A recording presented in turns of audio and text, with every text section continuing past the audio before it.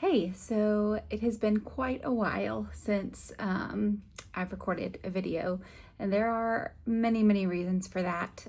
Some personal, some schedule, but mostly just feeling unsettled about what I'm sharing, how I'm sharing it, and how it may be more than I feel led to share. So, the point of this, I'm not sure if anybody watches this right now or if anyone will in the future, but just in case there is a person or people, I wanted to kind of refocus. So, this channel, podcast, whatever you want to call it, videocast, is called Reconstruct. So often I'm talking about things that I have to remove in order to replace. So the great thing about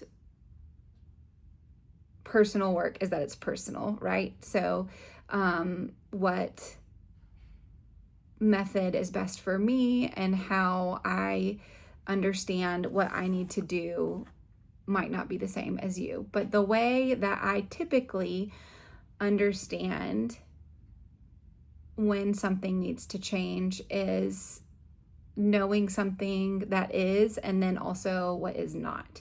So thinking in synonyms and antonyms or opposites or things like that is really helpful for me. I think it always has been, but especially lately. So, of course, you must deconstruct in order to reconstruct. So, that's what I want this to be. And I came across this quote this week that I think originally was Aesop and it has been attributed to Lou Holtz over the last few years, but I think it's slightly different. But Lou Holtz's variation of the quote is, when all is said and done, I'm going to read it because I don't want to get it wrong. When all is said and done, more is said than done. So that resonated with me because I have always found it easy to articulate what I mean. But what I'm realizing is sometimes I'm not as concise or as clear as I could be. So it might be a little bit of a journey for me to get to the point. Because I do think context matters, and that's true. But I need to deconstruct the idea that every piece of context needs to be said. Because I think when all is said, less is done.